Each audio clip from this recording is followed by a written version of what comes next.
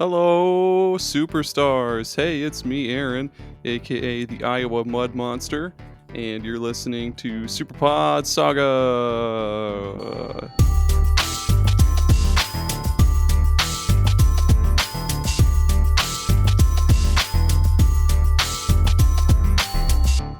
Hello, hi, yeah, it's SuperPod Saga. For any of you first-time listeners, just go ahead and cop a squat, have a seat, take your shoes off, stay a while. This is the podcast where I invite some cool guests on to talk about a cool video game topic, a different cool video game topic each episode, and we just have a good time. We just have a fun little time. I didn't jot down a funny little insert for this one, unfortunately. We'll just have some.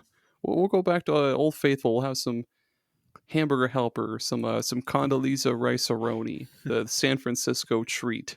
That sounds awesome. That sounds great. I hope she listens. Condoleezza rice.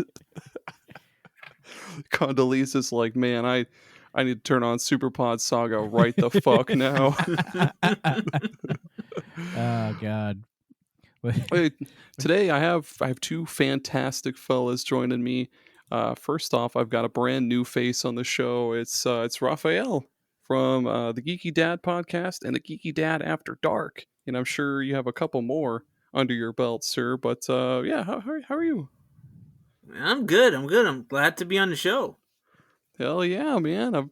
I've seen you around a lot. I think I started following you on Good Pods like way back when when Tommy and I first started SuperPod Saga, and I've been meaning to ask you on, but your show is like huge, and ours is just like this little peasant show. It's all a facade. It's not huge. I think I saw him once too, but I think he was sneaking a pizza into a sewer or something. Yeah. Yeah. Then of course we've got Thrak, the Sir Thrackington the fourth himself. Who's 1 through 3? Your grandfathers and fathers and other them are, great grandfather. They're all dead. Yes. I'm back. Hey everybody. For the topic today, of course I had to show up for this one. So here we are. I started playing No More Heroes 3. So yeah, that's what I'm playing at the moment. Hell yeah. I'm gonna try. I gave up on the Kirby thing already. After Amazing Mirror, I was done.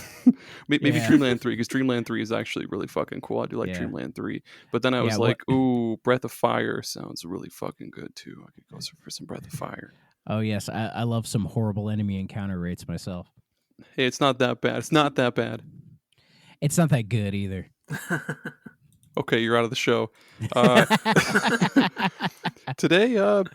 Today we're talking about the Sonic series, kind of. We're talking about the 2D Sonic games for right now, because if we tried to talk about like every Sonic game, like 2D, 3D, maybe even like the racing games and the Olympic shit, we'd be here for way longer than I... Yeah, honestly, a whole week. I could spend at least 20 minutes on Sonic Dash. Oh boy. Is that a mobile one? That sounds like a mobile. That's basically the Endless Runner Sonic game. Okay. We'll work our way I've played a lot of it. It sounds like you have. Yeah. It's an easy toilet game. You just bring your Anne Bernick with you on the toilet, and you can blast. No, it's on my phone. No, you just pull out your phone, and you just play it. Okay, right on. Well, Raphael, tell us all about yourself. Any games you like, your podcasts. If you have a stream, plug that. Whatever you got, tell us all about it. Well, yeah. I have the Geeky Dad Podcast, and we did a little spin-off of that after it did kind of well, and we did the Geeky Dad After Dark. Basically, the Geeky Dad Podcast is just me and my kids. We review the latest movie, the latest TV show, animated movie or cartoon, whatever. And, we get the opinions from the dad and from the kids. And we did the Geeky Dad After Dark, which is basically me talking about the things that I can't talk about with the kids. So that's the two shows, and then we have another show called the Multiverse Kids Show, where we actually do video game reviews. That's cool with the as hell. kids. Yeah, with the kids. Very busy. Yeah, I try. I don't know how you folks with more than one podcast do it. I feel like I say this every episode, but I can barely handle just the one show. Like there's Raphael, he's got 3. Bill has 3. Who else has a bunch? Dave has 2. I have 2. You have 2. Yeah. Well, and a stream now. yeah. And I show up for this shit. I come out of my cave.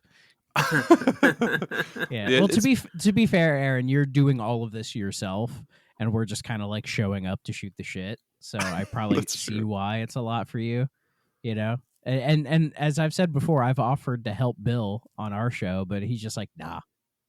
Because we'll do that pod, and then when we're done, we'll just be like chit chatting after, and he'll just be like, yeah, it's done and ready. It's already uploaded. Like, he doesn't even like. Does he just upload it unedited?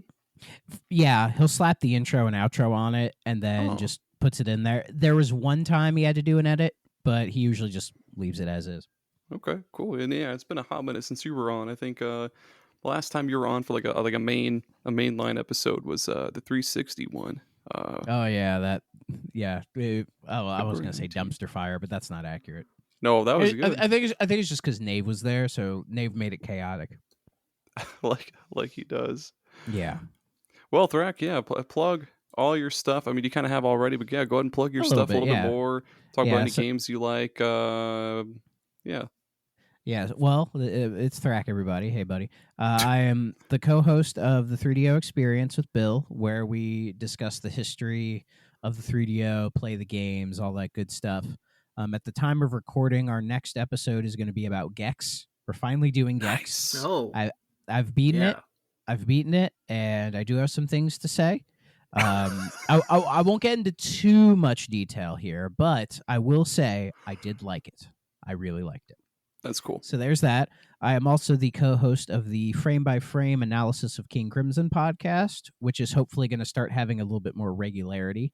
The next step, actually, the most recent episode for that came out as today, the recording of this episode, the 25th. Ooh. So it's out there. It's part 2 of that gap between Red and Discipline, where we talk about what John Wetton and Bill Bruford were doing. So UK, Bruford, solo stuff. We even bring up Asia a little bit, you know, a bit of a smorgasbord to kind of get everything before we hit into the 80s.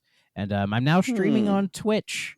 So every Wednesday evening, you can head to my Twitch channel, twitch.tv/Thrak94, and watch me play Sega Genesis games. I've been a huge fan of the Sega Genesis. In fact, the Sega Genesis is what got me into gaming, which is appropriate for the topic of this episode. Yeah. So I've been a fan of it forever. I've always had a Genesis and love playing the games. And when I saw Jeff Gertzman playing and ranking the NES catalog, I was like, ooh, I'll take that idea, but make it Sega Genesis. So I'm totally not ripping him off, guys. I swear. So yeah, so I'm about 3 episodes in. It's been a lot of fun. The view count on all of them is, I find, kind of strange, but still, thank you all for watching. I appreciate it. So yeah, I'm a busy boy playing all these games. So and if you're interested, if you want to request games for me to play on that stream, if you go to my Twitter, which is also at Thrak94, there's a pinned tweet, and you could comment on that pinned tweet, however many games you want me to play. I don't care if they're good, bad, somewhere in the middle. I don't care. Just put it in there, and I will add it to the list. Sounds good. Hey, yeah. Raphael, do you have any recommendations for him? Well, I'm sorry. Really. I don't mean to put you on the spot. It's all good. Sorry. He's more of a TurboGrafx guy. No. I mean, I actually never played TurboGrafx. Actually, couldn't afford it at the time. Me either. When I was a kid. Yeah, I didn't even know it existed when I was a kid. Well, I think I saw one once a long time ago, but I never bothered with it, and I kind of regret it. But it's so easy to emulate now; it's not a big deal. Right. By the way, I had no idea. Thrak, are you named after the King Crimson album, Thrak? Yes. Is that okay? Yes. Oh. Okay. I've always. It's so funny how some people don't get that, even though I didn't come up with that name until after the Crimson Show started.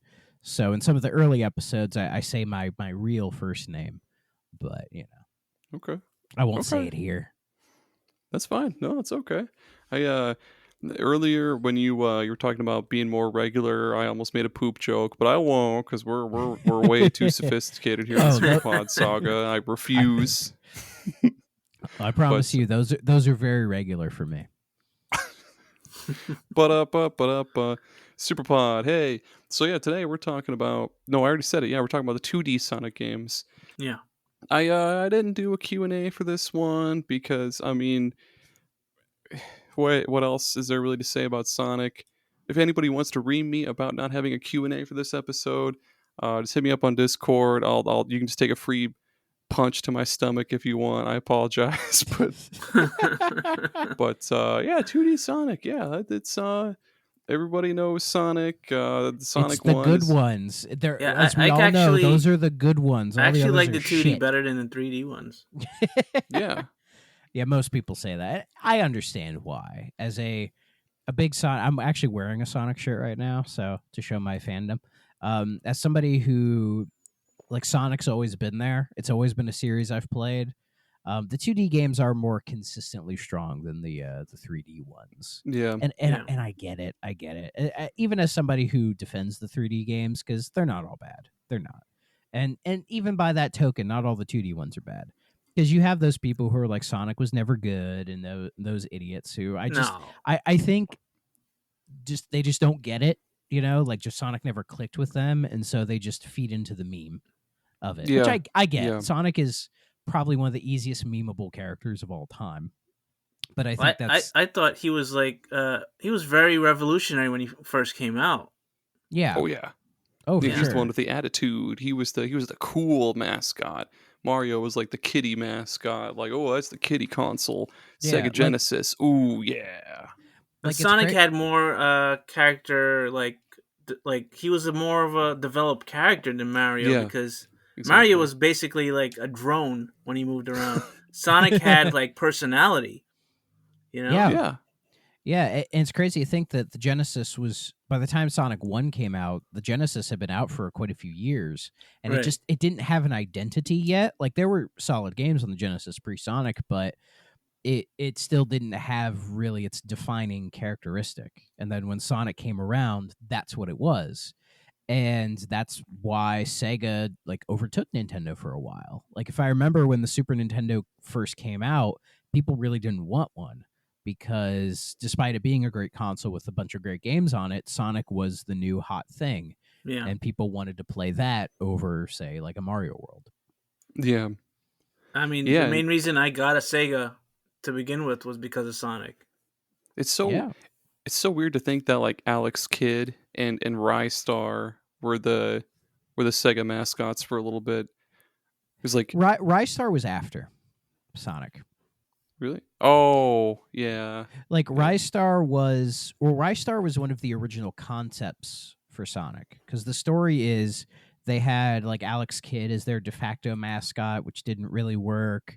Some people would try to argue Opa Opa was their mascot, and that's the little ship in Fantasy Zone.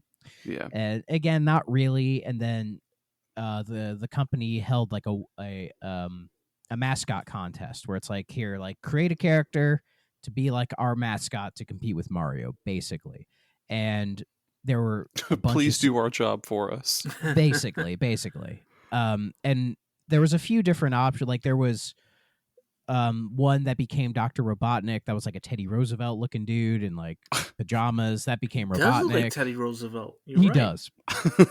But there was one that was a rabbit that grabbed things with its ears.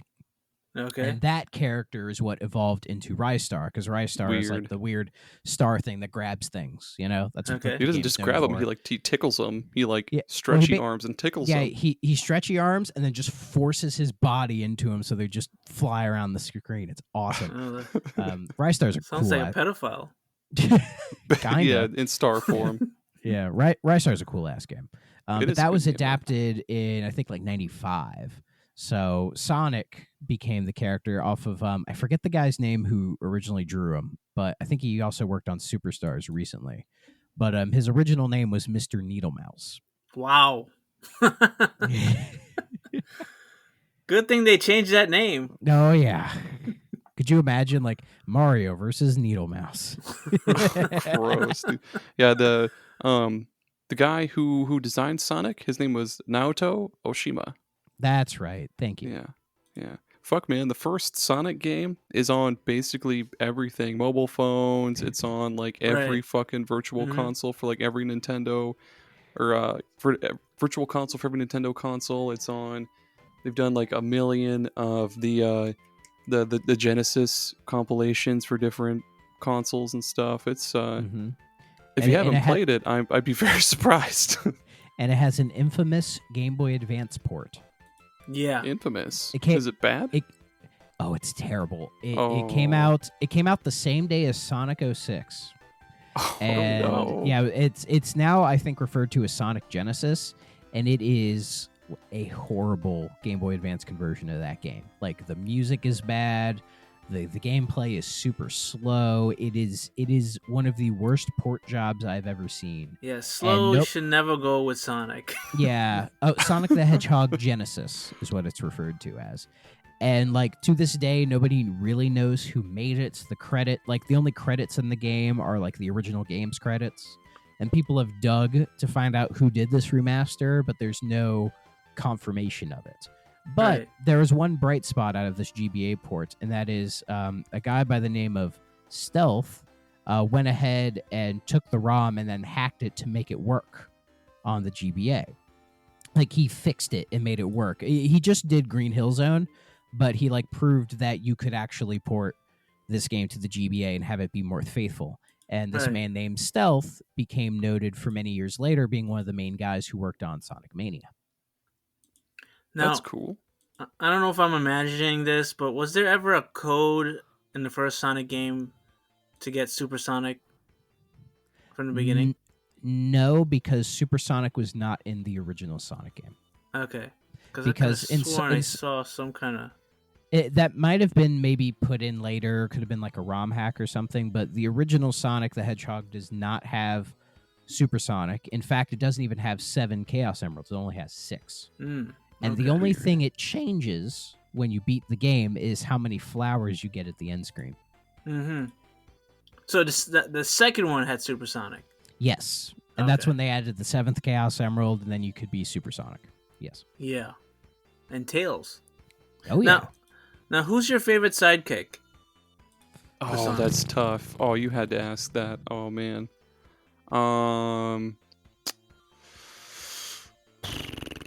I kind of like favorite side character in the Sonic series? In the 2D. I kind of like who's the chameleon guy from Espio. Yeah, I like his design. Espio. Espio's great. Cool. I'm not a fan of Chaotix though, but he's cool. Yeah. Espio's cool. I've always liked Knuckles. I've always found him to be a fascinating character. I mean, Tails is great. Who doesn't love Tails? Tails is adorable. Right. He can be annoying at times, but yeah, he's cool. Yeah, but he's like your little brother. Right. I mean, I can't stand Amy though. Yeah, Amy sucks. Yeah, he's fucking sucks. Jinx, dude, you owe me a root beer. How about a Fanta? Bitch. I can't find one. Oh fuck, dude. It's it's weird that there's for the first 2 Sonic games there were like 2 different versions, kind of like there was the Genesis version or Mega Drive, and then there was like the Master System and Game Gear versions that were like slower and focused more on exploration. That's kind of cool. The 8-bit Sonic 1 is a completely different game. Mm-hmm. Oh, like it's a complete redesign that is made with the hardware of the Master System in mind. It had a completely different developer. Excuse me. Shitty burp, sorry. Because Sonic 1 was obviously made by Sonic Team, but the 8-bit Sonic was made by Ancient, which was a different Sonic developer. They made I think they're more known for converting Genesis games to the Master System, but they also did stuff like Streets of Rage 2 and stuff. Mm-hmm. And they did Beyond Oasis. Yeah, that's how I know them. Dude. Fuck, love that game. Anyway, The game's good. but yeah, if you haven't played the 8-bit Sonic 1, I'd recommend it. It's really cool, and it's, as far as I know, the only Sonic game with an auto scroll level, which is weird, but it's a very good game for trying to convert Sonic to the Master System or the Game Gear. There's the same game.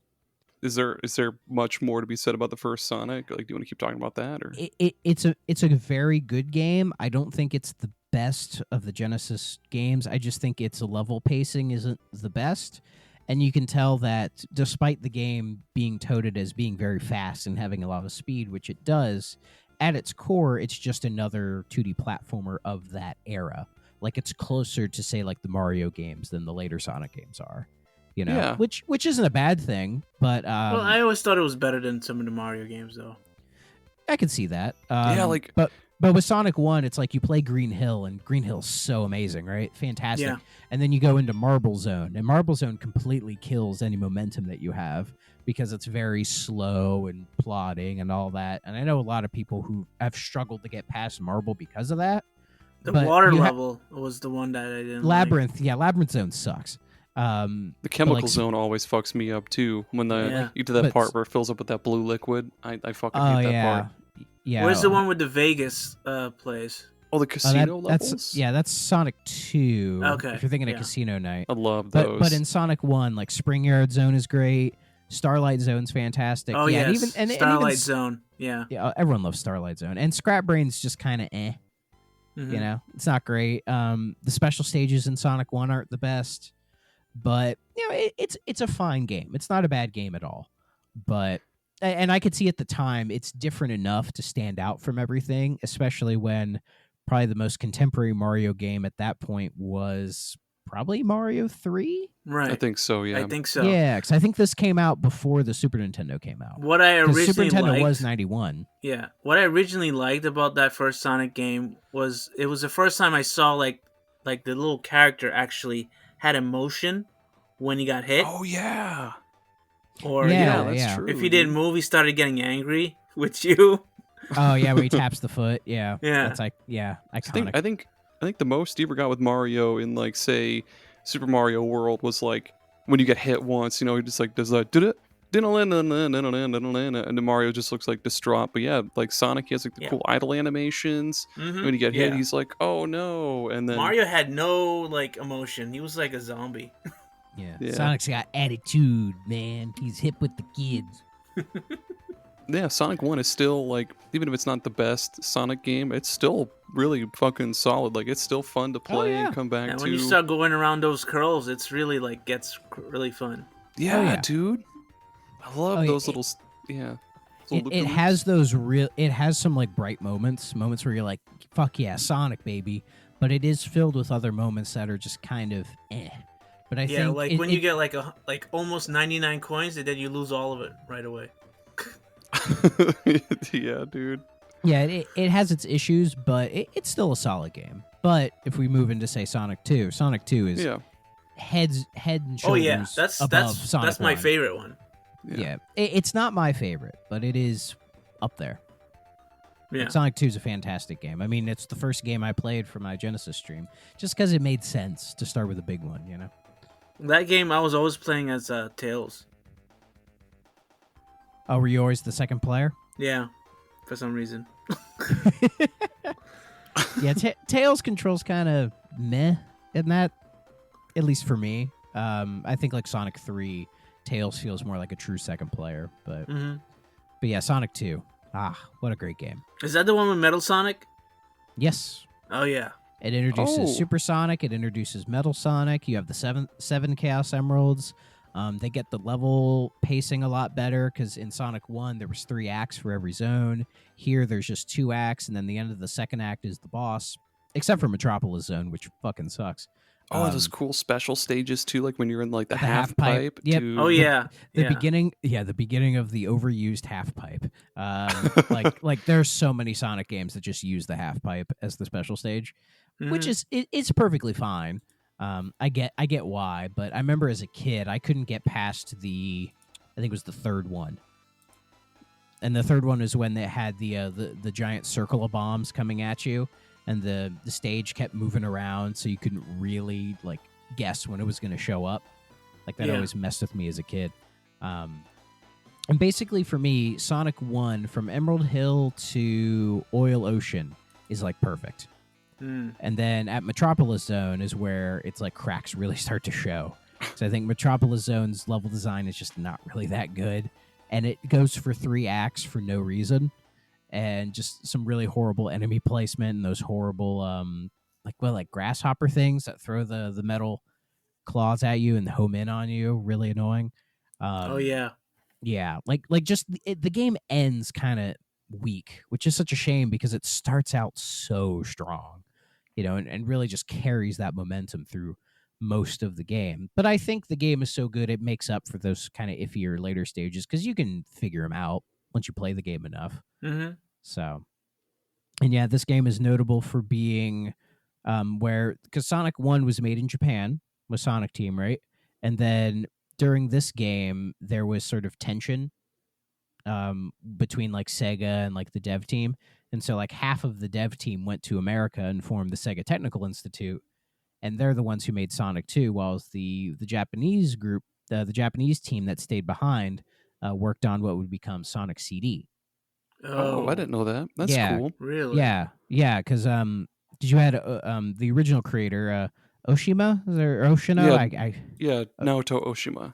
Oshima, yeah. He stayed behind. But on the other side of like the Sonic team, you had Yuji Naka, who was the programmer, like a kind of a workhorse programmer at Sega at the time. And he was the one who kind of got Sonic working just right as far as like getting the speed and the feel like really, really good and like the physics really strong. Because I can't agree when people say the physics in Sonic aren't great because it could just be I'm used to them. But they feel perfectly fine to me. And Yuji Naka is kind of the reason why they work so well. And he went with the team to form Sega Technical Institute I think it was in San Francisco, where like Sega of America was. So, and they were the ones who made Sonic 2 and then later Sonic 3 and Sonic and Knuckles. Wait, how do you know so much? I'm a diehard Sonic fan, buddy. That's why Aaron asked me to do this. Yeah. Oh, I'm glad because I don't know nothing. Yeah, I don't know nearly as much as he does. I just know they're good. Yeah. Sonic is a fascinating series to read about because it has a lot of tumultuous history as well. Because like the Mario games are so shrouded in secrecy. We really don't know much of what happens behind the scenes on those games. Like, whereas with Sonic, we kind of know everything. And yeah, I've been a Sonic fan for years, so just me being me, I naturally get curious and just look these things up. As I say to most people, it's my curse. That's fine, man. My brain is full of useless fucking Yu-Gi-Oh garbage that can only be used for Yu-Gi-Oh, and just like lots of random fucking hidden gems for like any fucking system. So we all have our curses. Well, I have a decent stack of Yu-Gi-Oh cards, so if I ever drive out to Iowa, I'm bringing that stack with me. You fucking bet. I mean, I don't have any physical cards. I guess I can just borrow your cards. Yeah, we could probably make 2 decks out of it. I've played Yu-Gi-Oh before. I'll teach you how to play like fucking high tier Yu-Gi-Oh, man. Hand traps, spell speeds, all that shit. Yeah, I don't know what any of that means. Okay, that's fine. I'm clueless myself.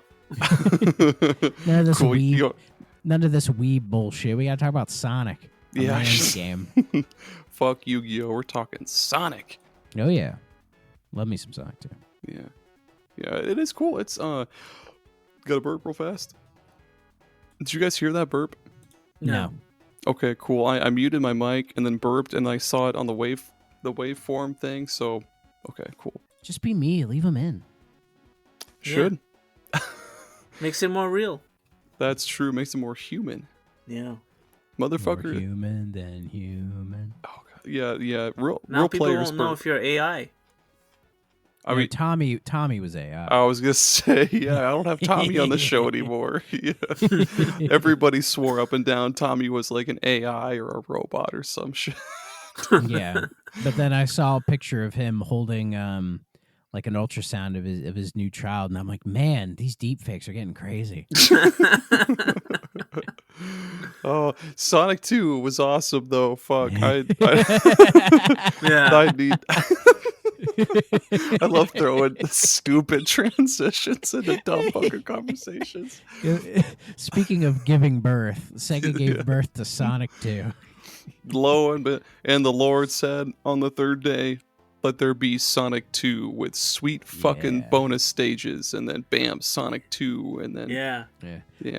Well, and since we're at Sonic 2, I guess we didn't mention it with Sonic 1, but I'll mention it here. The composer for both game soundtracks. Because the Sonic games are known for their soundtracks, and that's something everybody's like, yeah, those soundtracks slap. And for the first two, they were done by a man named Masato Nakamura, who is a member of a band called Dreams Come True, which is a very big Japanese pop band, I believe. That's cool. And he was brought on to compose the music for Sonic 1 and Sonic 2. And both of those soundtracks are available on streaming services, I believe. So if you want to hear Chemical Plant, which why wouldn't you?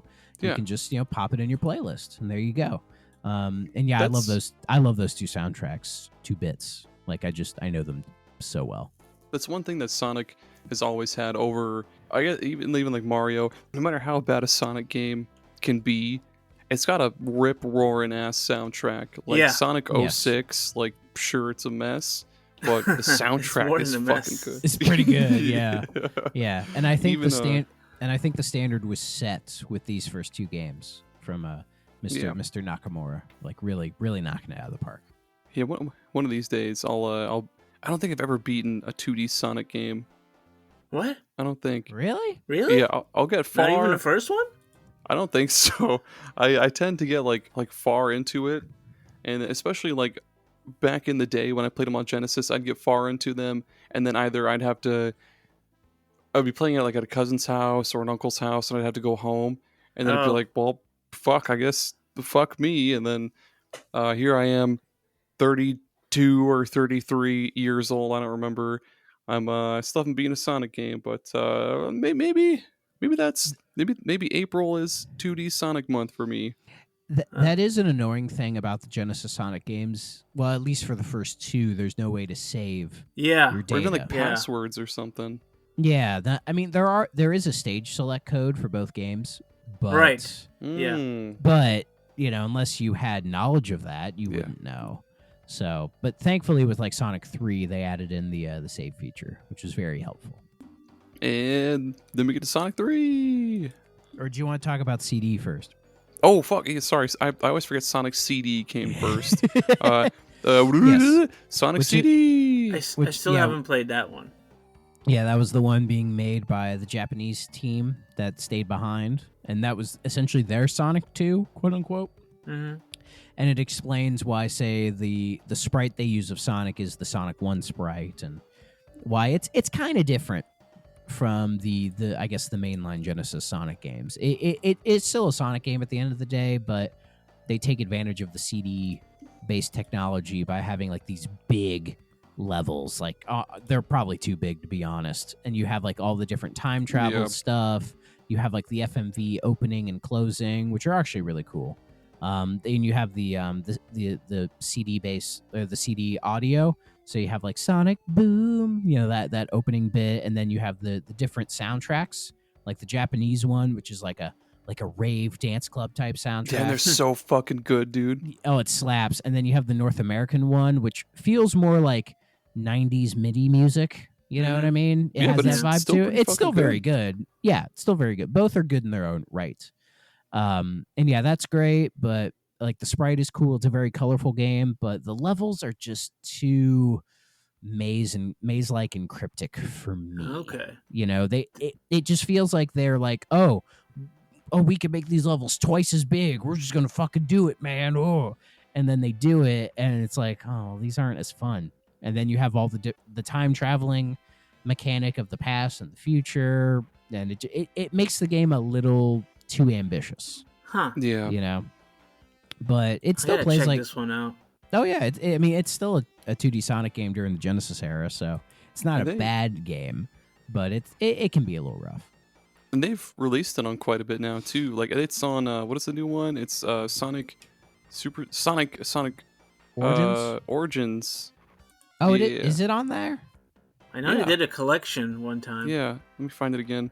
I didn't think CD was on Origins, because I know with Sonic CD, that was the first like Christian Whitehead port, and that one was released on like most things. Like I'm pretty sure you could get like Sonic CD by itself on like the PS4 or something. Yeah, for the longest time you could get Oh shit, yeah, Sonic CD's on there. Yeah, for before Sonic Origins came out, you could buy Sonic CD separate on like the 360 marketplace, because they had like the 360 arcade, all those good things. But once Origins came out, they were like take that off. Yeah, that was that whole situation is weird. I don't know if Origins has been fixed or not, but I'm pretty sure. I remember I follow the website Nintendo Life because I'm stupid. I don't know. And Life's fine. That's fine. I know. I'm also being stupid. Nintendo Life is a cool website. I frequent that quite a bit because why not, man? Anyway, yeah, they were followed the Sonic Origins thing quite a bit, and they said, hey, like it's better.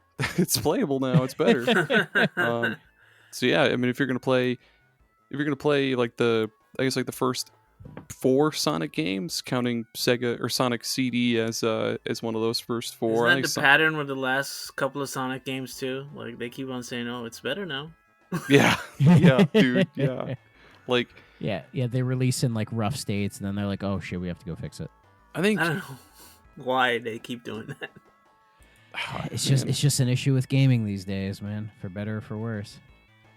Yeah, like like when they did the Silent Hill remasters for like 360 and PS3 the HD collection. Oh yeah, and people were like, this fog isn't fucking foggy enough, or like well that is a bad port job though. Silent Hill is supposed to be foggy, goddammit. But that's not on the studio themselves. That's on Konami, because famously Konami did not have the source code for Silent Hills 2 and 3, like the completed source code. All they had was alpha builds, and they gave it to like a brand new studio who had no experience in any of this, and said, "Here you go, make it work." And they tried their best. You can tell they tried their best, but it's not really a good way to play those games, unfortunately. Like for me, I think if Konami was smart, they would contact M2, a studio that they work with a lot, an emulation port studio. They're probably the best in the biz, and say, hey guys, let's do a Team Silent collection, Silent Hills 1 through 4, and you guys like make the emulators and get them working. Like just do emulated versions of them. Like that would be fine. Like maybe upscale them through that, and it'd be fine. Yeah. So Konami, if you're listening, you can take that idea. I don't want any credit. And then and anything else you guys want to say about Sonic CD before we move on to Sonic Chaos? Sonic CD's okay. Could be worse. Wasn't Sonic CD like based off there was an anime movie that came out at the same time? I think there was. That might explain the FMV intros and outros that have like that anime look to them. I don't know if they're directly connected, but there's probably some connection. Because Metal Sonic was the villain in that one. Yes. Well, it was where we first saw like Metal Sonic as we know him, because Sonic 2's version of Metal Sonic, he just kind of looks like the Sonic 1 sprite. Right, like metal. Whereas in Sonic CD, he looks like the Metal Sonic that we know today. That's where they got the design just right. And Sonic CD was the introduction of Amy. Oh wow! It's her first appearance. Oh god damn it! Was she annoying Sonic in CD there too? Probably. Yeah. I mean, she's only really in Sonic CD to be like the Princess Peach, like, oh, save me, and Sonic's like, yeah, way past cool, I'll save you. Way past cool. Yeah. You know what's cool? Sonic Chaos. I'm just kidding. I've never really talking about Sonic Chaos. Might as well. It's on there. I've never played Sonic Chaos. It's fine. It's the first original Sonic game for the Master System Game Gear stuff. Sure. Like, the Master System version never came out outside of PAL regions because the Master System is famously popular in Europe and Brazil. So we got the Game Gear version, and it's the same game but smaller resolution. It's all those like Game Gear Sonic games are fine, you know. Like I like that 8-bit Sonic 1, but all the others like 2, Chaos, Triple Trouble, all that is fine, I guess. But they're no Super Mario Land 2. That's true. That's true. Yeah. Yeah. Yeah, Sega didn't really prioritize the development of games for their handheld consoles the way Nintendo did. And you could argue Sony had the same issue with the PSP. Oh my god. Yeah, judging by how they just like dropped the Vita. Yeah. Oh yeah, that just disappeared. Yeah. It's because Nintendo views their handheld games up in like the same prestige as their home console games, which is why like the Game Boys and the DSs like sold really well and people really liked them. Some of those things that they do in the 3DSs are crazy. Like there was one game I had to like blow into it. Yeah, blow into the microphone. Yeah. Wii U had a few of those too. Yeah. Well, moving on from Sonic Chaos, because I mean, there's not much else to say. It's just Sonic on Game Gear. Wahoo! We have.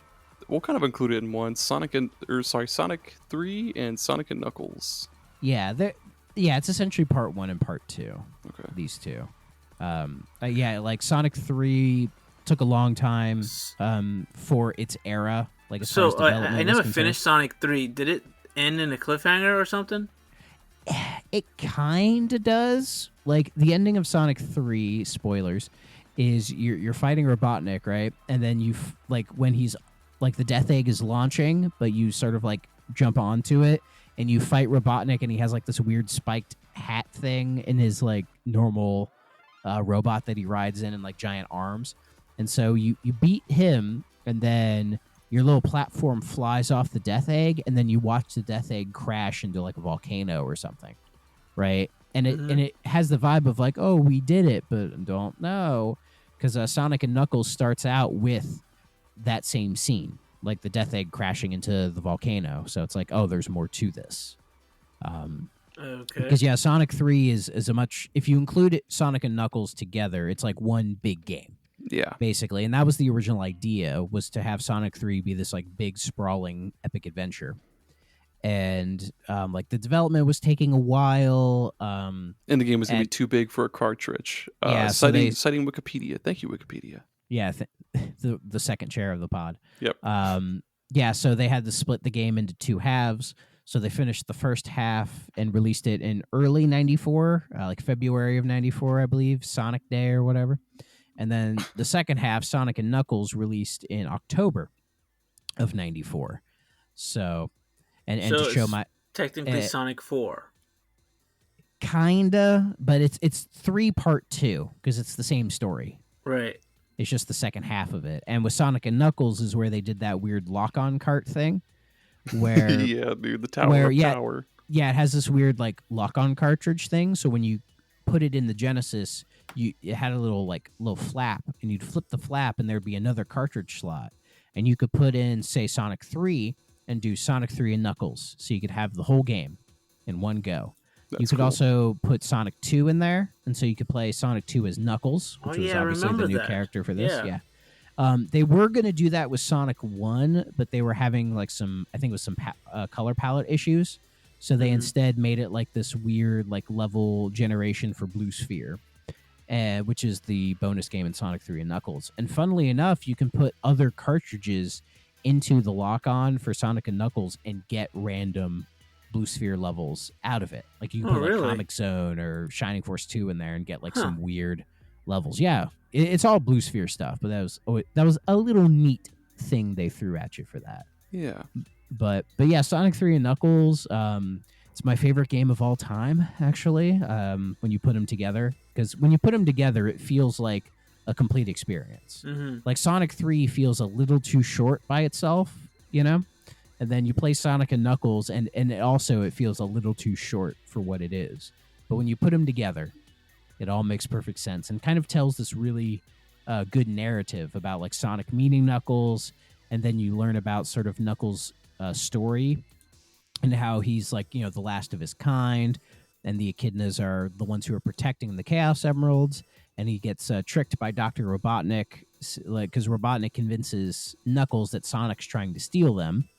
Because with Sonic 3 opens, Sonic is supersonic and everything, and Knuckles lays the trap for him and takes all of the Chaos Emeralds back.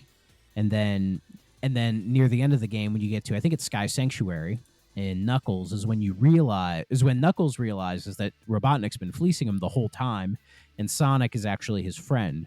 And so Knuckles then switches sides, and then you use his help to beat Robotnik at the end and crash the Death Egg for good. So wait. So Sonic Adventure is like don't they repeat the same storyline? Kinda, but Adventure has more to it with like the chows and the chaos and all that crap. That's true. Yeah, Adventure is its own beast entirely.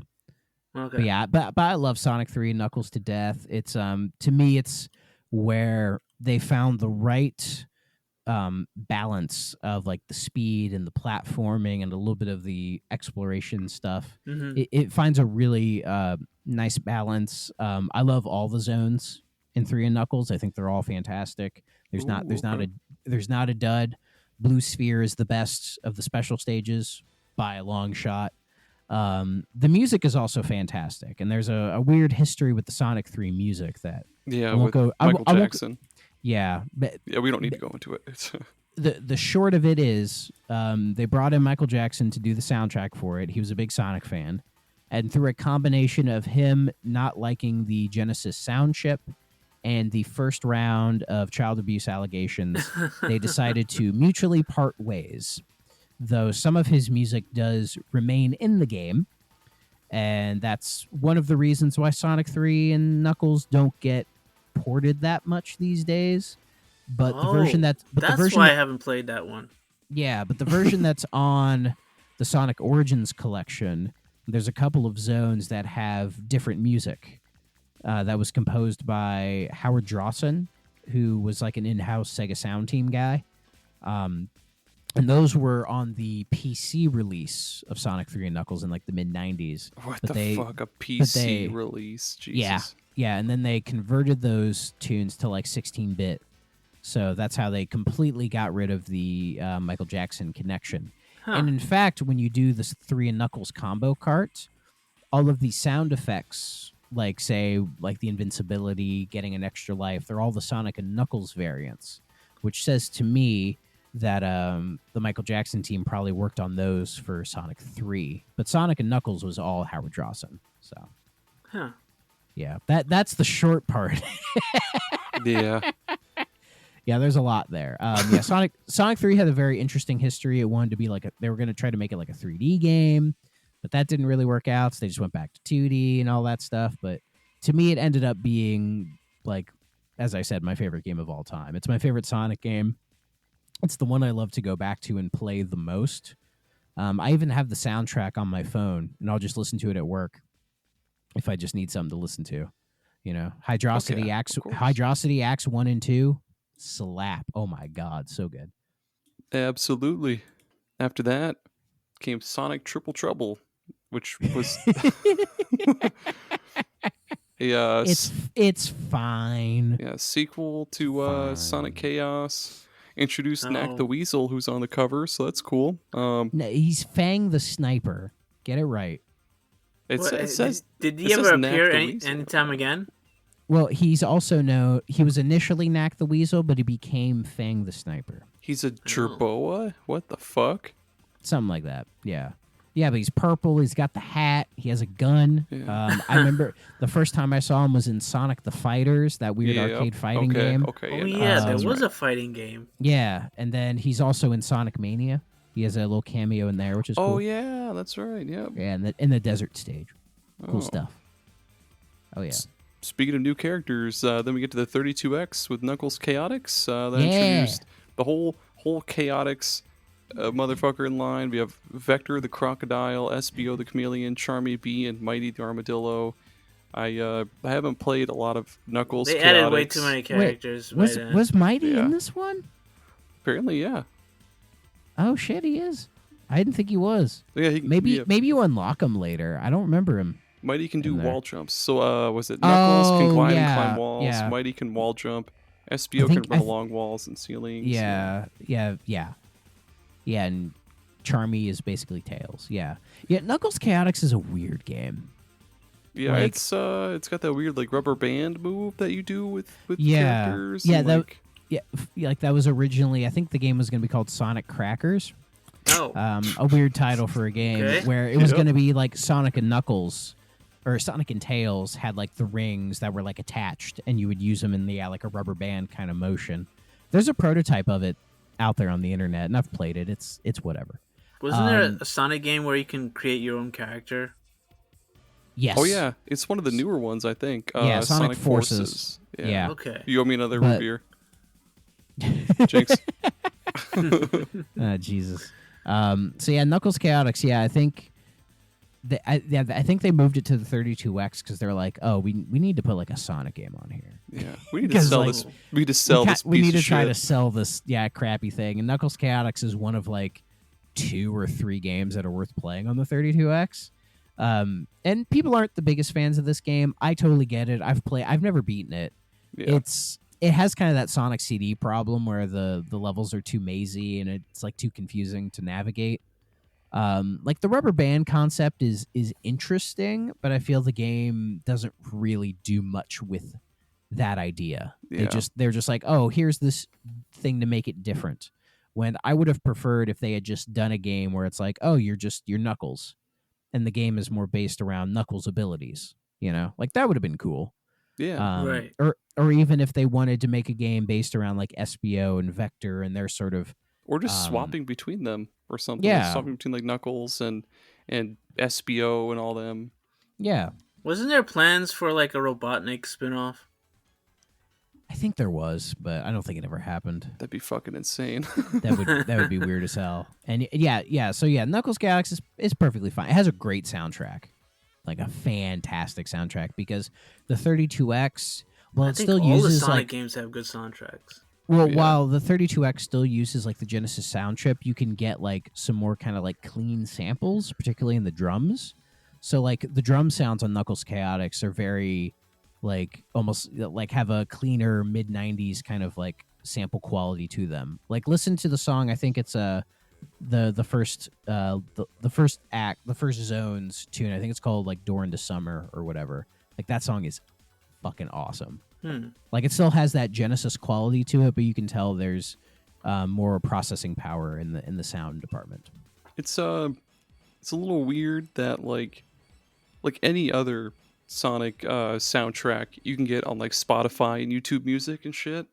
Yeah. But Knuckles Chaotix isn't on there.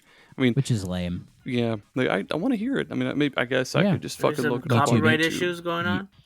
No, it's probably just Sega being like, who wants to hear that? I do. God damn it, I've never heard it. I do too. Yeah. But yeah, Knuckles Chaotix is a cool game, but it's no Calibri.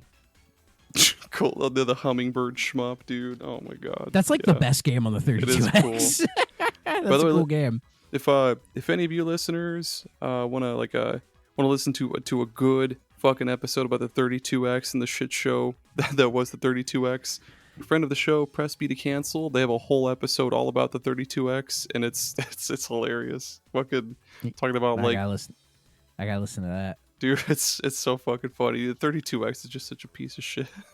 It's such a waste of time. A waste of money and a waste of time. A good idea, but a terrible concept. Like if Knuckles or not terrible Chaotix, concept. Good idea and concept, but terrible execution is what I meant to say. Well, like I think started the downfall of Sega. In a way. Yeah. But I think if, say, Knuckles Chaotix, they took Knuckles Chaotix and then like made it the main Sonic game for, say, the Saturn. Yeah. I think it would have become more notable. Like if you took the 32X game that it was and be like, oh, let's beef it up a little bit for the CD Saturn quality hardware. audio and shit. Yes, yeah. And make it sort of like the showcase game for the Saturn while we're waiting on the proper Sonic game. I think it would have worked out better. Oh yeah. In my opinion. Like take all the good 32X games, beef them up, make them Saturn games. There you go.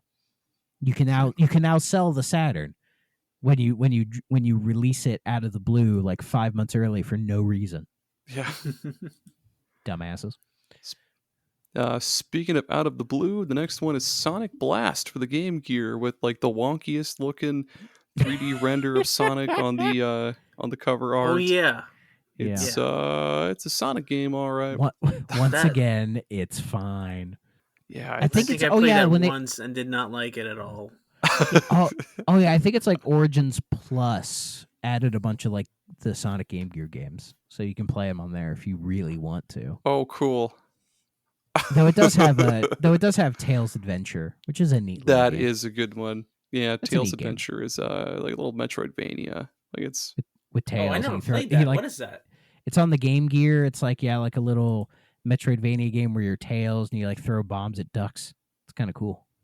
Oh, okay. It's a neat game. It's worth looking up. Yeah, it's pretty cool. I never knew they had a Tails spinoff. There's another one, Tails Sky Patrol. That game ain't good at all. I had no idea about. I don't know what the fuck you're talking about. It's like a scrolling shooter thing, but it's bad. It doesn't control well. Because I think it was one of the Sonic Mega collections for like GameCube or PS2 had these, so that's how I played them. Okay. Ooh, we've got a really fun one up next. Sonic the Hedgehog Pocket Adventure for the Neo Geo Pocket Color. That was actually really good. This is a cool fucking game. It's actually cool. It's a handheld port of a Sonic game, so it's not going to be as good as the console versions, but it's good for. Yeah, I think it's Sonic 2. Is it? I think so. It's like Sonic 2 for the Neo Geo Pocket Color. Yeah, it's heavily based on Sonic 2. Yep. Yeah, because when I played it, I'm like, this is. It's taking a lot of inspiration from Sonic 2. Like it has a lot of the same zones, but the level designs are very different. But it's really neat. So Neo Geo Pocket Color is a neat little system anyways. It's a good system. Yeah, and this just kind of adds to that, you know. I think it's stupidly expensive nowadays, but you know. It's really there are other means. It's cool and weird how like the Neo Geo Pocket Color, even though Sega had their own handhelds, the Neo Geo Pocket Color had a lot to do with Sega at the time because there was the Sonic game.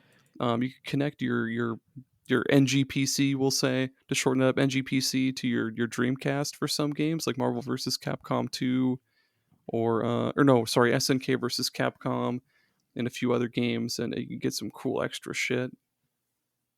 And actually, I think it was Marvel vs. Capcom 2, you get extra shit, but that's another podcast. We'll save that for another day. Yeah, I don't know much about the Neo Geo Pocket Color other than I know it's really cool, and I did some emulating on it, and I played Pocket Adventure, and I was like, damn, this is good. This is like really good. I like this because I think it was SNK made it. Sega didn't make it, so yeah. Before we get to the next half of the Sonic 2D games, should we take an ad break? Yeah, let's take an ad break. Okay, we're taking an ad break. Raph, should we take an ad break? Go ahead. Let's take an ad break. We'll be right back.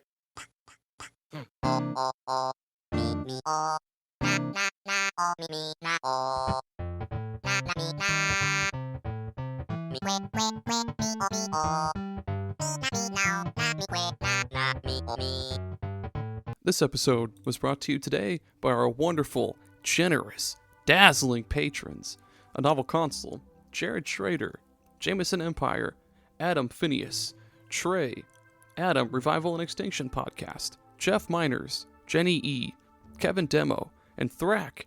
All of you are superstars, and I can't thank you enough. I cannot thank you enough. I mean that. With your support, I've been able to make every part of SuperPod Saga so much better. I really greatly appreciate your current and future support, and I just hope all of you are rewarded in some big cosmic karmic way. So yeah, thank you a lot.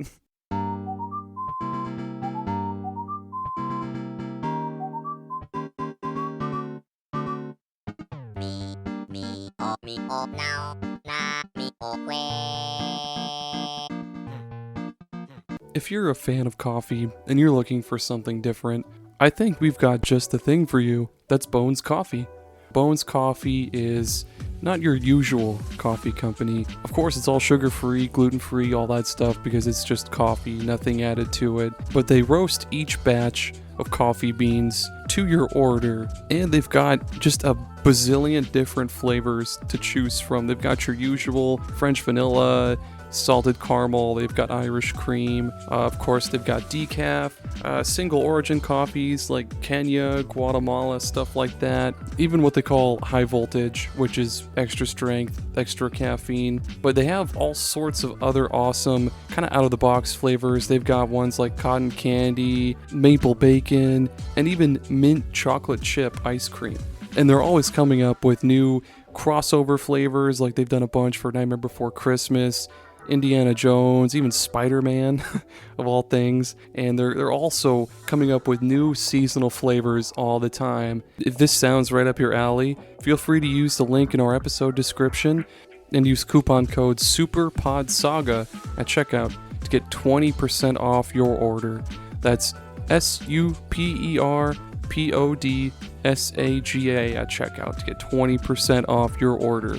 And if you're not just in the market for coffee, you can also get some sweet mugs. They've got lots of cool shirts.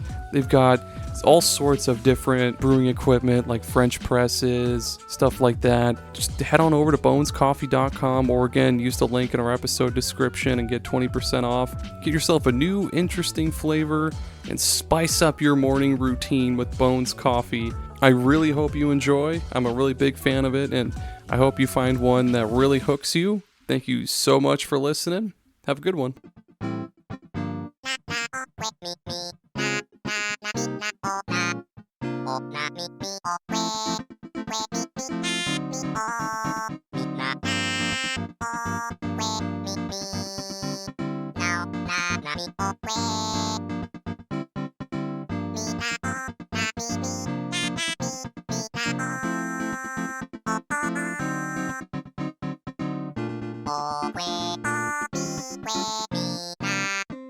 It's really important to stay hydrated. They say to drink 8 to 10 cups of water per day to stay properly hydrated, but sometimes that can be difficult to do and completely inconvenient, and most of us don't feel like carrying a gallon of water with us at all times. That's where Liquid IV comes in. Liquid IV is the category-winning hydration brand fueling your well-being, and their hydration multiplier is the one product you're missing in your daily routine.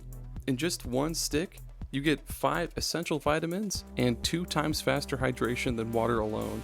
Use it first thing in the morning, before a workout, when you feel run down, after a long night out, or on long flights. Man, in Iowa, the summers can be brutal. 90 degrees and tons of humidity, and that just saps the energy and water right out of your system within just a few minutes. Luckily, Liquid IV hydrates 2 times faster than water alone, with 3 times the electrolytes of traditional sports drinks. It's very important to replace those electrolytes, you know? And I just love how quick and easy it is to use Liquid IV. You just get one packet and a bottle of water, and you just pour that packet into the bottle of water, shake the heck out of it, and bam, you are good to go. Since using Liquid IV, I've felt way more alert, active, and just plain better versus drinking water alone. My favorite flavors to go to are the Yuzu Pineapple Energy Multiplier and the Tropical Punch Hydration Multiplier. I can't get enough of those ones. And what makes them even better is, like I mentioned earlier, they're packed with 5 essential vitamins like B3, B5, B6, B12, and vitamin C. And again, 3 times the electrolytes of traditional sports drinks. And they're non-GMO and free from gluten, dairy, and soy, which is just great. So you can get 20% off when you go to liquidiv.com and use code SuperPodSaga at checkout. That's 20% off anything when you shop Better Hydration today using promo code SuperPodSaga, SuperPodSaga at liquidiv.com. You have a great one, superstars. Quick, oh, quick, me, now. Not me, oh. Not me, oh, me, oh.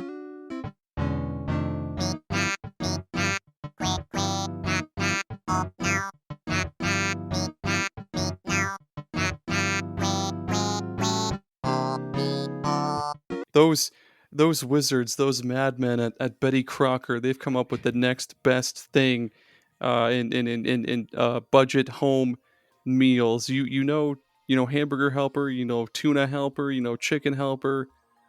Well, now you can use any kind of meat. You've always been able to use any kind of meat for hamburger helper, but now there's turtle helper, there's rattlesnake helper. You can use any kind of meat you want in these. Rattlesnake chili mac, turtle tomato basil penne, fucking I don't know, sheepskin lasagna, whatever you want to do. It's your meat, your helper, baby. Hamburger help me with this fucking ad, boys. Not the sheep meat, the sheep skin. Spaghetti. Oh fuck, man. That's great. Yeah, they now have like a hedgehog helper and a echidna helper, a crocodile hunter. It's a collaboration that they have with Sonic, basically. Like Sonic's big into the collabs these days. So he's teaming up with Hamburger Helper to make a blue hedgehog helper. Roadkill meatloaf. Yeah, there you go. Catfish lasagna, but it's blue. It's Sonic. Oh man, did you imagine a blue like beef pasta or like blue any like hamburger helper meal? I don't. It'd be so eating weird. Any wouldn't meat it? that's blue, that's just bad. I know, dude. I mean, you could probably like put food dye on it, but it would be weird, man. Yeah, dyes are bad for you, but but don't you worry, listeners, because don't give me that red 40 hamburger helper blue edition, and the red edition, which is Knuckles. All the other we use natural dyes. We use like beet juice, natural fruit juices. None of those dyes that cause like behavior problems or whatever people say. None of that shit. We swear. None of that red cream. The mysterious red cream that Coke won't tell us about. You're barking up the wrong tree with that one. Shut up, dude. Barking up the wrong tree. Give me a rim shot, editor. Thank you. But no, we'll do one better. We'll give you a caw. There. Caw. Ba-doom. Caw. And while you're at it, porcupine helper pairs well with a nice frothy creamy root beer. Nice mug of mug. Next time you need to have a nice time with your red cream soda. Yeah, with your loved ones, right? Say like your spouse, you get some time away from the kids. You make a nice meal and you're like, "Hey babe, I found this great new thing, porcupine helper." And you just slide under, it's already ready to go. And she's like, "Oh, thanks." You're like, "I got one even better." And then you just plop down a 2-liter red cream right in the middle. Yeah. You're like, "This is our drink." And then she's gonna be like, "Did you refrigerate this?" And you're like, "Wait, refrigerate it? What are you talking about?" Temp. Room temp red cream. Like, come on. You freeze it, you lose all the flavor. Exactly. Aardvark casserole. Freshly ground aardvark. Only the finest herbs and spices like salt. That's it. We're white, so just salt. Just salt. Side effects, you might get leprosy. Black pepper is too spicy. Leprosy helper. Oh man. Now we're talking. Coming to a store near you. Caw. This stuff is solid gold.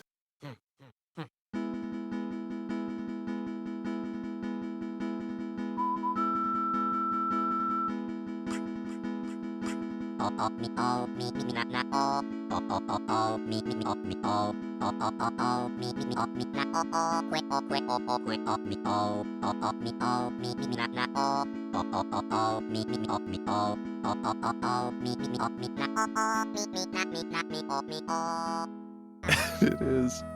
Oh, it's flying off the shelves. Hey, we're back. You know what's also flying off the shelves?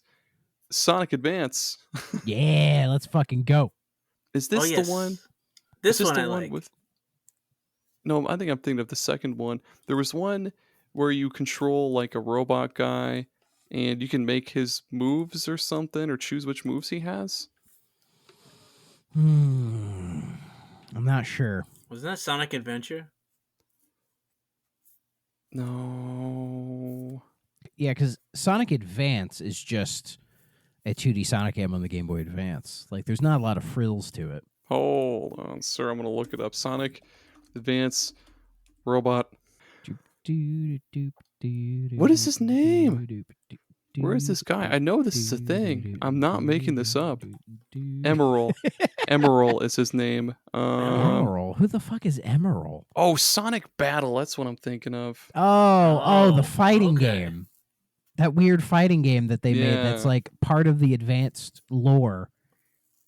Like the lore of the Sonic Advance game. Fuck. But it's a spin-off though, so we're not talking about that right now. Wait, there's a Sonic Advance lore? Yeah.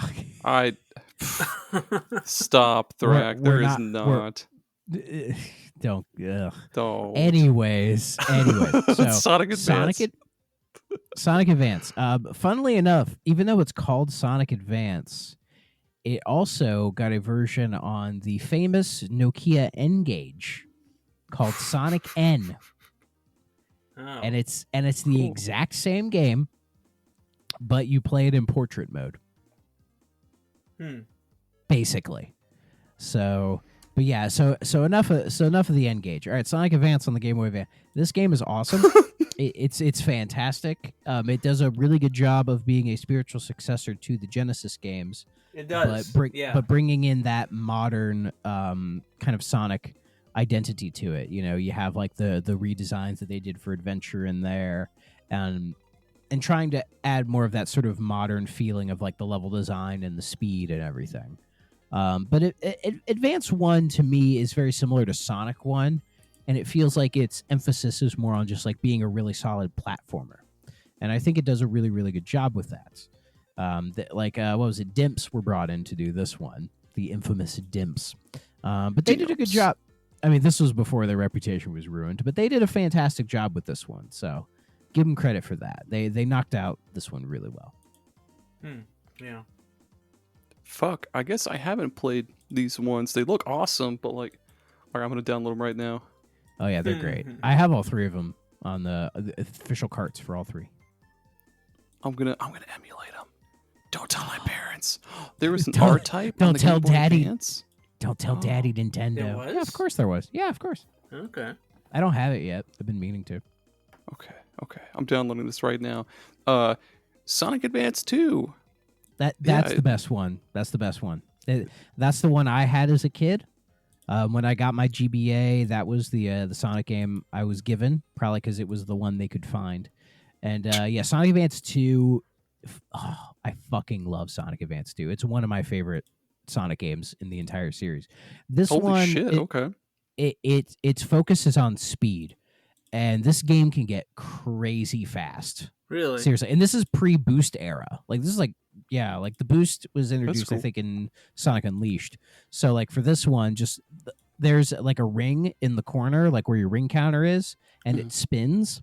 And if you get it spinning fast enough, you can just like essentially break the sound barrier, like and you'll just like fucking zoom. And yeah, it is so fucking fun. It is such a fun time. All the bosses are like running levels, like they're all just like like they're all movement based, which some people don't like. So you don't fight Robotnik every level. No, you fight Robotnik, but like the first one is he's in a car with like a hammer, and you have to dodge the hammer and hit him while you're in motion.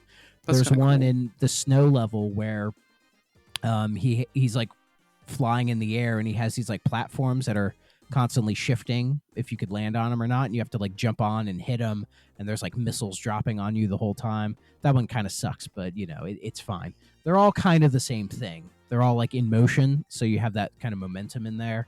And yeah, fantastic. Love the game. It has a good soundtrack as well. There's like a zone that's all like music based, and so the music in that one I've always really liked. I hear that in my head a lot.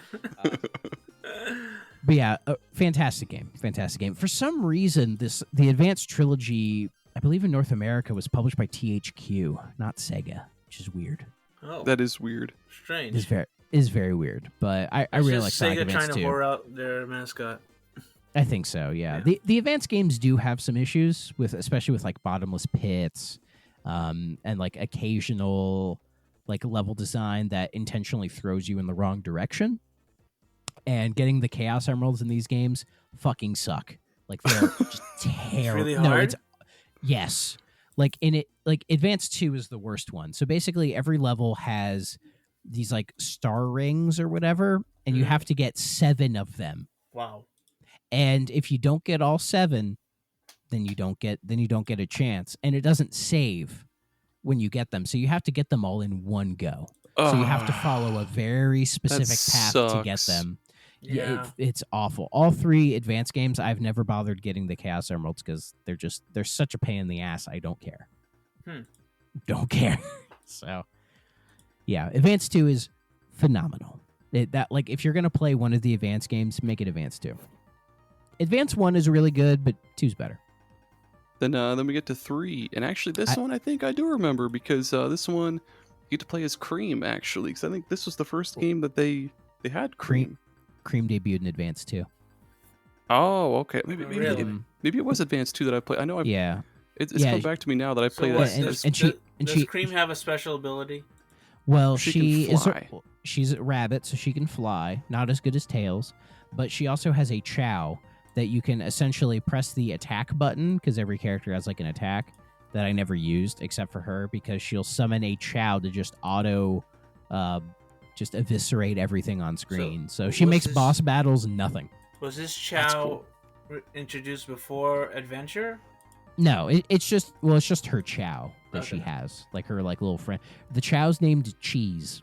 Yep, it's cream and cheese. Yeah. Right. Yeah. Delicious. Yeah, exactly. So I love Cream the Rabbit. She's actually one of my favorite Sonic characters. She's Amy done right. Like, she's actually like an adorable, cute character. Didn't they have? I'm pretty sure they had Cream in one of the Sonic Adventure games. I'm fairly certain because at one point you see her flying around or something. She's in Sonic Heroes. Sonic for X. sure. Yeah, Yeah, she's she's Team Rose. Sonic X. Yeah. I grew up on Sonic X. Sonic X. Gotta go fast. Oh my god. Tune in on the Fox box. Yeah, dude.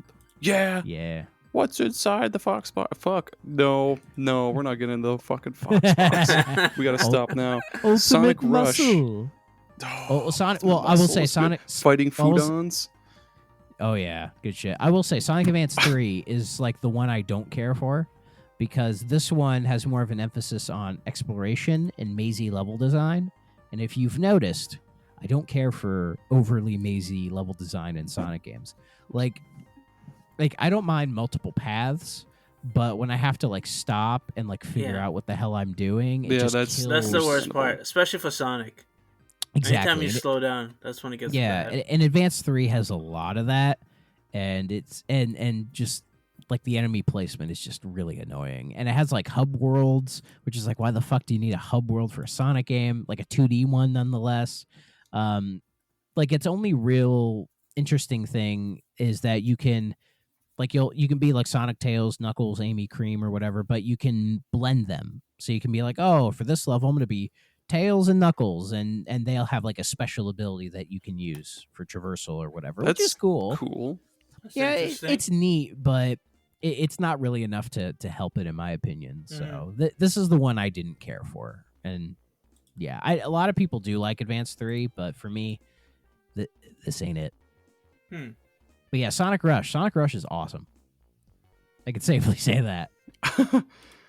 Yeah, this for sure I've not played. Looks like there's 2 of them, Sonic Rush and Sonic Rush Adventure. I've never played either one. There's technically 3 because the DS version of Sonic Colors is basically the third Rush game. So Sonic Rush is a continuation of the Sonic Advance games, but they take advantage of the DS's like 2 screens. So the game is basically 2 screens. So you can like say start on the bottom with Sonic, and then you can go up this really high ramp, and it's so high it shoots you all the way to the top screen, and then you play up there. And then you can also like drop through there, which is really cool. It's all like 2D based. The bosses are 3D on like one screen. It takes advantage of like the DS's kind of more like 3D kind of hardware, and the bosses kind of range in quality throughout the series. But these also introduce a new character called Blaze the Cat. I like Blaze. The Cat. She's cool. I guess she came in this before Sonic 07. Yeah, Sonic she Rush is came in out Sonic 05. 06. Okay. Yeah, but Rush came out in 05. Yeah, Okay. and the first Rush game is really cool. There's like this weird like trick system to like so because this is like also having like the boost formula kind of more in there. Like there's a button to just boost, and there's like a bar that you can build up, and you do like the trick system to build it up. And the trick system's fine. It's whatever.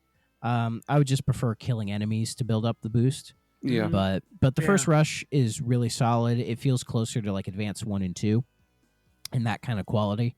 So Sonic Rush is an easy recommend. Rush Adventure, like that part of the game is good, the side-scrolling stuff, but then there's like other stuff because they're like, oh, it's an adventure. We need to do other things like collecting items and like participating in like weird shit where you're like in a submarine shooting stuff and like you're in like a boat sailing around. It's like Phantom Hourglass but worse somehow. And like the bad parts are not good at all, but like the parts where you're as Sonic or Blaze through the levels is really cool. But Rush Adventure is just trying too hard to be more than Rush 1 when it didn't really need to be, Yeah. Because then, say you go to Sonic Colors on DS, which is essentially the third Rush game, it strips all that stuff away. And it's basically Sonic Colors. Like, it's that, if you've played Sonic Colors, it's that, but they put it on the DS and they give you that sort of Rush vibe to it, Like, they get rid of the trick system. You can't play as Blaze anymore. So you're just Sonic the whole time, but they introduced the Wisps in there, and so you have the Wisp abilities throughout the game, which are really cool. There's a couple unique to this one as well, and there's like missions based around the Wisp power-ups and everything. And Sonic Colors on DS is fantastic. Is that 2D? Yeah, it's 2D. It's just like the Rush. It's just like the other Rush games where it's like has like the 2D stuff, but the bosses are 3D. And yeah, it's, again, another fantastic game. I think it's right up there with the original Sonic Colors in terms of quality, because I do really like Sonic Colors as well. I'm actually wearing a Sonic Colors shirt as we speak. So there you go. Okay. Yeah. Now we get to some real troubling shit. Sonic the Hedgehog 4, episode 1 and episode 2. I have played. I played episode 1. Yeah. Yeah, I bought and played both of them. I mean, they're pretty cheap back in the day too, and it was promising like, oh, new 2D Sonic in this day and age on the 360 and PS3. But it just wasn't that good. No. Remember when I said this was before Demps ruined their reputation? Is this where Demps killed it? We're at ruining the reputation now, everyone. Okay. Oh god, Sonic 4. This game pisses me off. I remember as a kid seeing it being advertised, right? Like Sonic 4. What? Like they're doing Sonic 4, Like it was a big deal to me. And it was like all in 3D and everything, or doing the 2.5D thing, and and it was like, oh, this was on the Wii. I have a Wii. I could play this on the Wii. Blah blah blah. And this was around the time of Sonic Colors, and Sonic Colors was really good, so I was kind of hyped for Sonic at that time. So I was like, oh, let me get this on the Wii and play it. And oh god, I don't think I've regretted buying a game like immediately the way I regretted buying Sonic 4. Wow. Because more than 06? What was that? It's more regrettable than 06? Well, I didn't buy 06 at the time. Okay. That came later. But with Sonic 4, all the like the review, like the early review stuff were like, oh, this game just doesn't feel great, but it's okay, I guess. People I think were trying to be nice to it, but they're like, the physics aren't really that great. Like it's weird to see reviews at the time were really high on it. Like, Endgamer gave it a 10 out of 10. Are you fucking kidding me? I don't know what the fuck Endgamer is, though. Nostalgia factor going in there. Maybe. Yeah, like Eurogamer gave it a 9. It has like an 81 on Metacritic. The fuck? Because I remember playing it and I was like, this feels terrible. And this feels absolutely awful. It's also like bland, because it's going from like boring. Going from like Sonic 1 to Sonic 2. Sonic 2 brought a lot because you could play as Sonic or Tail. You can play 2-player, play with Tails. They introduced new bonus. Basically, like each iteration of Sonic introduced something different to the formula, or like changed it up, or did something. But in Sonic 4, it's just, I mean, like you can do the homing attack, I guess, but like that's really it. There's no. It's a single player game. You only ever get to play as Sonic, and the stages are just like they're just the same stages from previous Sonic games, and it just there are a lot of retreads. Yeah, exactly. Yeah, you just have like 4 zones because they're going to do the episodic thing with this. Like it was originally going to be a trilogy, and as a kid, I was like, why, and nobody really knows why. And I think I just had this thought because this came out in 2010, and it was called Sonic 4. And the year prior to this, we had another game come out that was like a continuation of an old series, Mega Man 9. And Mega Man 9 was a big hit. I remember buying that and loving the shit out of it. Yeah. So in my head, I just had this thought. I'm like, was it called Sonic 4 because Capcom had a hit with Mega Man 9? So they're like, oh, we could just do a Sonic 4 2D thing and people will eat it up. Yeah, just cash in on nostalgia, basically. I think so. But the problem was in capturing the nostalgia, they forgot to make a good game. Yeah. And the result is a game that's just not any good. And it's still on my Wii. I haven't touched it in a long time. Episode 1 and Episode 2 are both available on the Series X through backwards compatibility. Yeah. And I'm waiting for them to be like maybe $2 a pop to buy them and try them. Did they ever work on Episode 3? Nope. No. Okay. Never did because, Episode 1, even though it got surprisingly good reviews and sold well, I think we all knew it wasn't good. I think we all knew. And then Episode 2 came out a couple months. It was like what? Oh, it was like 2 years later. Yeah, 2 years later. Wow, it's a long time. And I never played it because I was so, I was just so like, fuck this. Like, I'm not going to do Episode 2. And it didn't even come out on the Wii, which made no sense to me. It came out on the Ouya, but it didn't come out on the Wii. Oh my gosh. Yeah, figure that one out. And from what I hear, Episode 2 is better.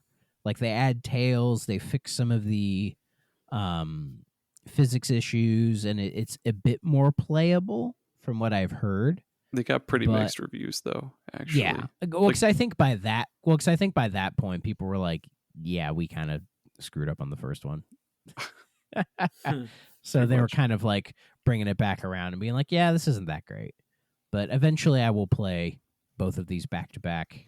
I'll probably get all the achievements if they're not crazy difficult, and regret it, but I have to do it because it's a part of my Sonic lineage I haven't filled yet. So.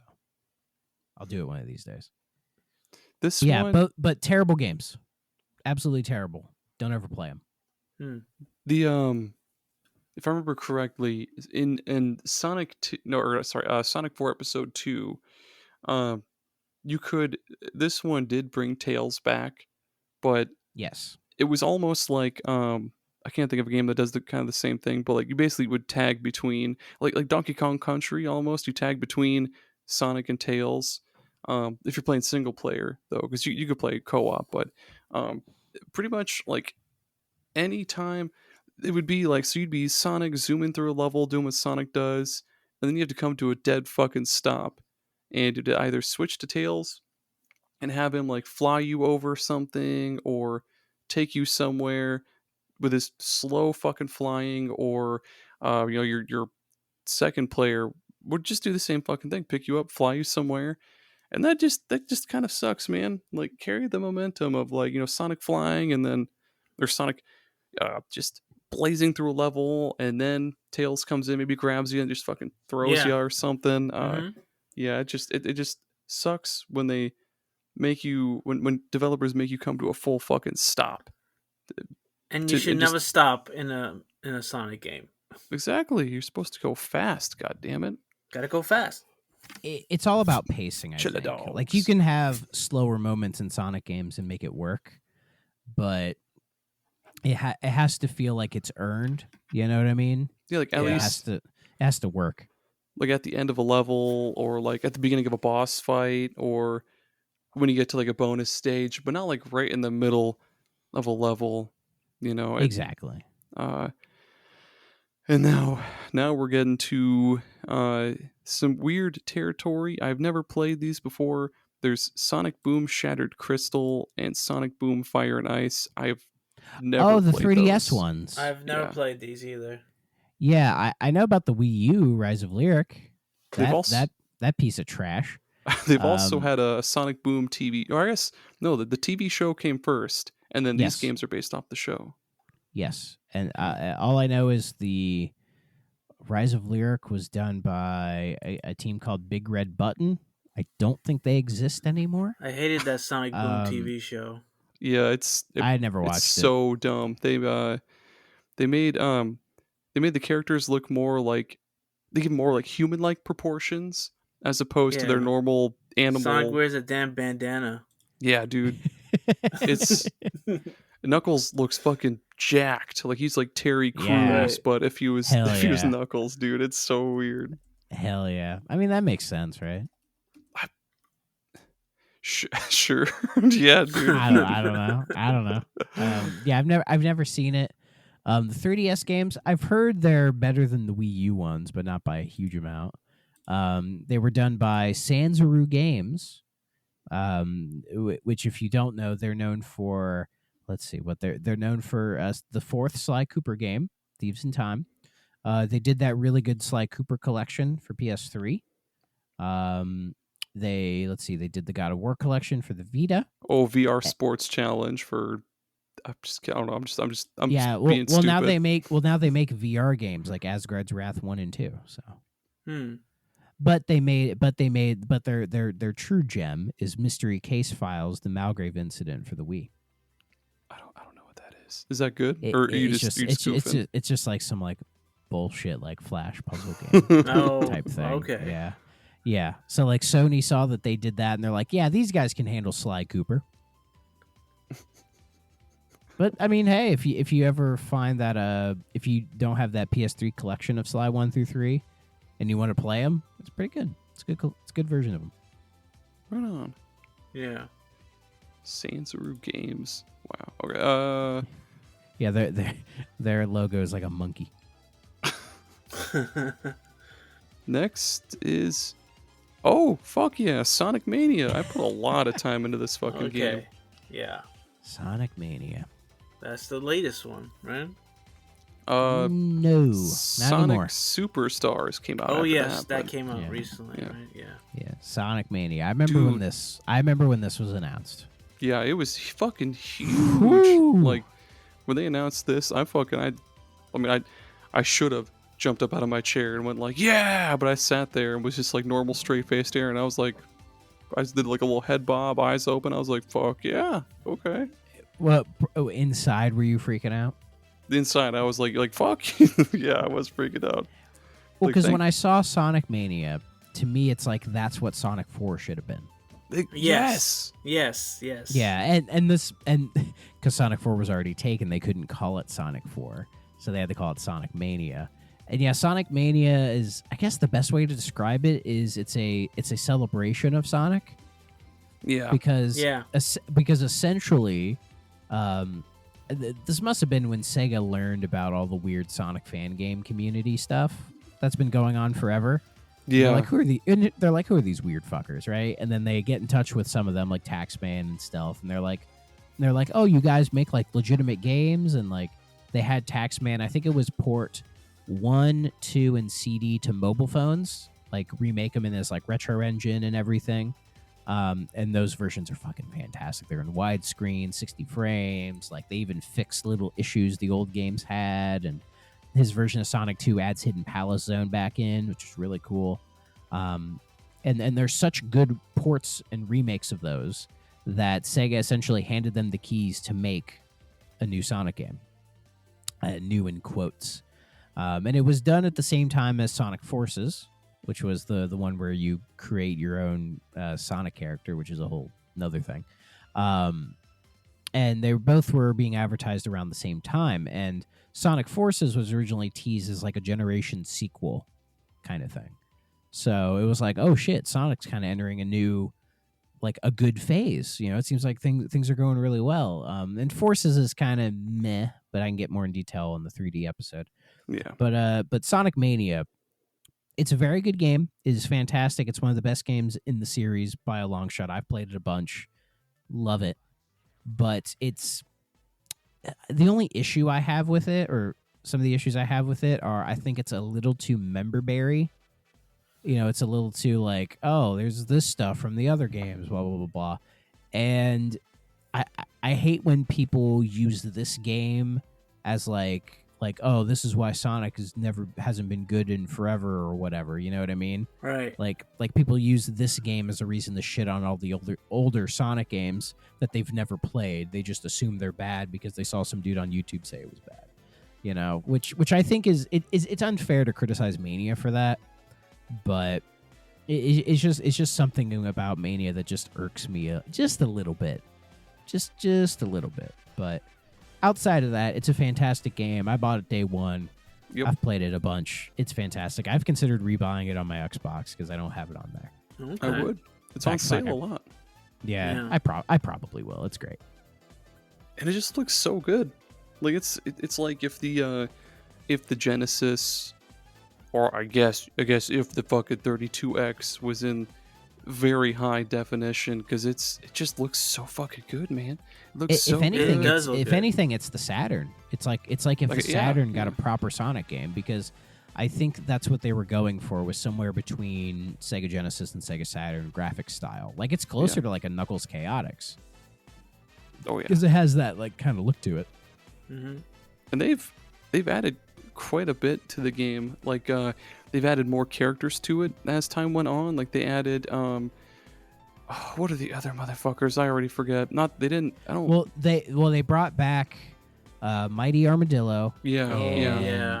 And Ray the Flying Squirrel from the Sega Sonic arcade game, the one with the trackball. Wow, they really dived, huh? Yeah, they added those two characters in the Sonic Mania Plus, which is like you have like the Plus mode where you can kind of like swap between all the different characters, and then there's like you can play a continuation of the game with those two characters, and they bring back some other old zones, because this game is known for bringing back a bunch of old zones. Like your green hills, your chemical plants, all that good stuff. Mm-hmm. But there are some fresh zones in there, like Press Garden and Studiopolis. Well, there's that desert level is based off of the desert level from Sonic 2 that never got finished. But yeah, and it's got a shit ton, like just a fucking shit ton of replayability. Sonic Mania. Oh yeah, I mean, because you can play through the game as Sonic, Tails, Knuckles, Mighty, Ray. You can play as a combination of Sonic and Tails, or Sonic and Knuckles, or it's such a fucking, and the tracks for each level, they've taken like the original tracks and really revamped them. Oh my gosh, man, this game is just it's so fucking good. I remember it's pretty neat. I think it's pretty good. I mean, I think I was still working in the office when this game came out, and I was, oh man, I probably shouldn't say. Well, no, I'll cut it out. I was when I was working at the office, I was just like neglecting my work to play this game, because I was like, I gotta go fast. I can't pause during the middle because I gotta go fast.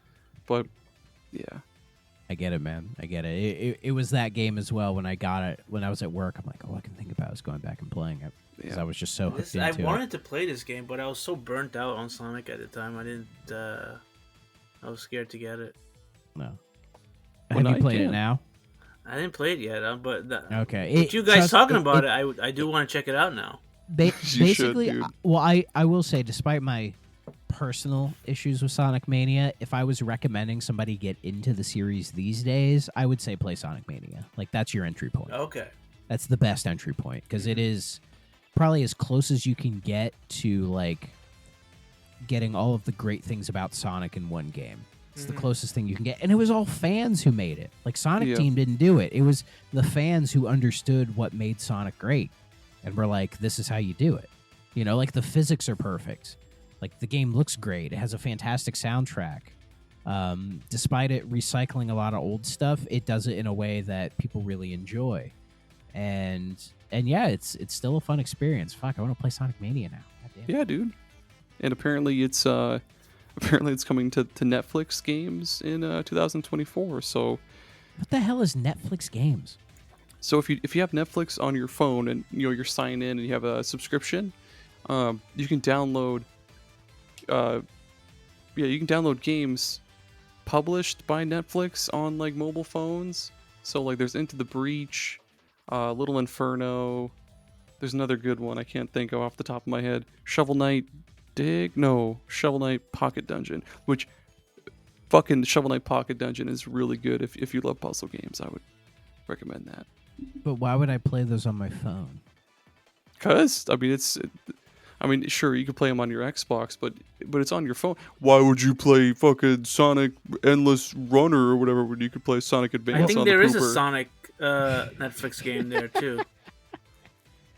Well, it's one thing if it's an exclusive game for it, but if it's a game that's available on something else, I'd rather play it on. But you have to buy it. You have to buy it on like your Xbox. It's free on your phone if you pay for Netflix. Sonic Mania is so good, I will pay money for it. Okay. Again, I'll pay for it again. You know what else you can pay for? Sonic Superstars. I haven't played this yet. Well, SuperPod listeners, I reviewed this game with other guests on the show. I think if you had Dre from Fine Time on here yet? Yeah, good friend of the show. Yep, he's been on a couple High Score Heroes. Yeah. Yes. I've done a review of Sonic Superstars with Dre from Fine Time on his pod. So if you want a more detailed take on it from me and him, you could go to that. Me and Dre are both big Sonic guys, so we kind of go back and forth a bit. But yeah, Sonic Superstars was good. I liked it. I thought it was solid. It's not as good as Mania. It does have some issues, particularly with the bosses being kind of bad. But it's more of a kind of safe 2D Sonic game. It has like almost like a new Super Mario Brothers quality to it. But I think it does a better job with that idea than New Super Mario Brothers does, in my opinion. So I liked Sonic Superstars for what it was. That's cool. Was this the one that came out the same time as Mario Wonder? Yep. Yeah. 3 days from each other. Yeah, I think it that got was a lost smart and idea. shuffled, didn't it? Yeah, not for me, but probably for a lot of other people. Oh, there's a new character in this game, Trip. Yeah, Trip. She's like a fuck. I forget how you describe her. Which animal is it now? That's a great question. Trip the Sun Gazer is her name. The Sun Gazer. It's a robot. She has like. It's a. I think so because she has Sun like Gazer armor. Lizard. Yeah, she has like armor or whatever. She can like double jump. She can also like stick to walls as in like a spin dash and have spikes around her and like go up. You know, she's an interesting character because when you play the game as Sonic and then you beat it, then you unlock her mode, which is essentially playing through the whole game with her, but the levels are slightly tweaked for her play style. So so the game is also a lot harder, but it takes advantage of her double jump and sticking to walls and all that, which is it's a cool. That's cool. It's a cool way of getting some replay value out of it. Yeah. But I didn't finish it with her because the final boss fucking sucks. It was so bad, and I just couldn't do it. But if you beat it with Trip, then you unlock the final bit, which is her and Sonic teaming up on like the final boss. So you could Google that if you want. But it's a fun game. It's definitely worth playing. Like if you don't want to pay $60 for it, like I did. At like $20, it's worth a play. Yeah, I've got to give that a try one of these days. Yeah, and the not Origins collection, I've got to give that a try. Mm-hmm. One of these days. I got to see if the Origins collection's any good. And with that, yeah, that's it for the 2D games. Until they come up with something new. Oh, yeah. Sonic, I have a feeling. Sonic 14. I have a feeling they will do a Superstars 2, because when I was playing Superstars, it felt like this is them kind of test marketing the idea of like, Right. oh, could this be Yeah. the new 2D series? Like, would you guys be okay with this? And when I played through it, I was like, yeah, sure. As long as you fix this, and that, then yeah, I think Superstars 2 could be really good. It's kind of the same thing I had with Frontiers, where I think Frontiers has a really good idea, Yeah. but it definitely needs some refinements. Yeah, and it for needs a Frontier, some tweaks. Yeah. Yes, and if they do those for Frontiers 2 and improve upon it, you have a fucking banger on your hands. But we can talk about Frontiers next time. Dang, yeah. There's also a lot of 3D games. A lot of bad ones too. Yeah, not as many as you think. Really? That'll be a fun one. In my opinion. That'll be a fun one. I've got a lot to say about the, for sure, Sonic Adventure, Heroes. I've got a lot to say about a lot of those, but we'll save that for next time. Raphael, just for the listeners, one more time, where can they find your show on podcatchers, social medias, all that stuff? Yeah, you can find me on X, Twitter, I guess. I don't know. Whatever you call it. Twix. The Geeky Dad Podcast. And you can find me on YouTube at the Geeky Dad Podcast. And you can find the Geeky Dad Podcast wherever podcasts are found. Awesome. Yeah. And Thrak, where can people find you? Well, you can find the 3DO experience everywhere you get your podcasts. You can find the Frame by Frame King Crimson podcast in the same place. I'm on Twitter, X, Twix, whatever at Thrak94. I'm on Twitch at Thrak94 as well. If you want to watch me play Echo the Dolphin. Yes. And Yes. And yeah. Well, it's up. Oh, yeah, that's where you can find me chatting about random crap, and you'll probably see me pop up on other shows here and there because that's just what I do. I leech. Yeah. Right on. Thank both of you dudes for coming on. Thank you, listeners, for listening, doing what you do. Check out Raphael's stuff. Check out Thrak's stuff. Check out my stuff. Leave a rating or a review or whatever. Everybody say bye. Bye. Bye-bye. Okay, bye.